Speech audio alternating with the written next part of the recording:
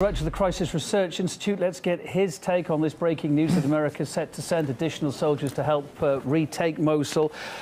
It's an awful, hellish situation on the ground there, Mar. What are the implications of this? Yet more American troops to assist, it said, not officially to get stuck in, but you can read into that what you will. What do we read into this whole situation? Yes, well, I think part of what we're seeing is the Americans are very conscious of the fact that the Iraqi forces have two problems. First of all, they're not particularly effective at fighting, particularly not in this urban terrain, in these alleyways and in the very densely populated built-up area. And secondly, they have disciplinary problems.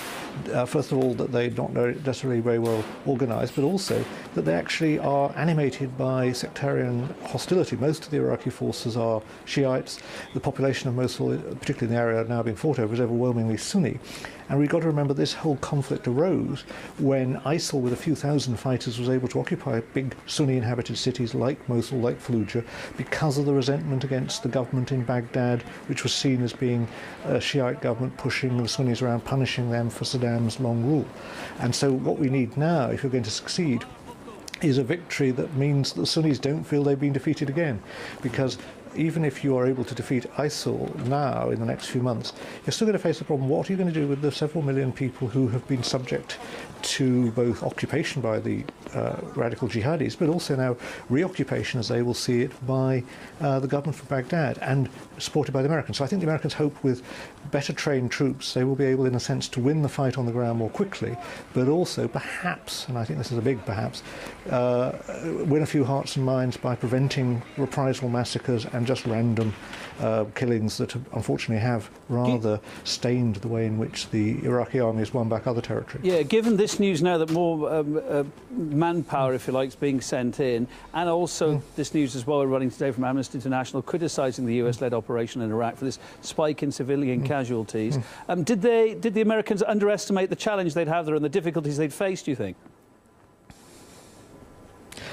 I think they have underestimated it. I think partly they, in a sense, thought that the high-tech weaponry they have would bring about a collapse of morale on the part of the ISIL forces, and they would dissolve away, surrender, as perhaps the Taliban did 16 years ago in Afghanistan. That hasn't worked. And secondly, it is simply overlooking the scale of the city they're trying to capture. It's a very big city. Even now, there are probably 5 or 6 times as many people in Mosul, in the area still controlled by the jihadis, as were in eastern Aleppo, for instance, before Christmas. So we're talking about a much bigger urban area, much more human suffering. And I'm afraid even when you use precise weapons, and often they're not particularly precise, the Iraqi ones, the Americans' precise weapons not only have huge civilian collateral damage even when they do hit a target where there is some ISIL forces, but also smash up the infrastructure, smash up the waterworks, the sewage and everything else. We can see this as happened in Libya and of course happened in the rest of Iraq. Then there's that controversial recent airstrike, the US Central Command saying that airstrike in question hit ISIL explosives at the request of Iraqi forces. The Iraqi forces in turn saying no, there was no strike at all, rather it was a set of ISIL booby traps going off. It seems that the coalition and the Iraqi forces are playing a blame game here, doesn't it? Yeah, they've got to get their story straight, and I think you could say, in a way, from a strategic point of view, this is worse than a crime. It's a mistake, because lots of Sunnis have been killed. The stories about what has happened have spread far and wide, and so the resentment, even if the coalition forces win in the near future, that's still going to be swelling up after that, is a big problem. And I'm afraid I just think the military intelligence is always going to be behind the curve. How do you know what seemed to be an ISIL stronghold, meaning there were 6 people with rocket launchers yesterday, when you come to bomb it this morning, is still that place, not now somewhere just ordinary people are? Back to that alleged event that's caused so much controversy. Pentagon Chief James Mattis speaking on Monday about these accusations of civilian deaths from coalition airstrikes. Let's briefly listen to what he had to say. Come straight back. There is no military force in the world that has proven more sensitive to civilian casualties. We are keenly aware that every battlefield where an enemy hides behind women and children is also a humanitarian field, and we go out of our way to always do everything humanly possible to reduce the loss of life or injury among innocent people. The same cannot be said for our adversaries, and that's up to you to sort out. Even the best meaning words are easy to say. Actually carrying that out on the ground is often much more difficult. We're talking about this spike in civilian casualties. Is it going to ease off, do you think?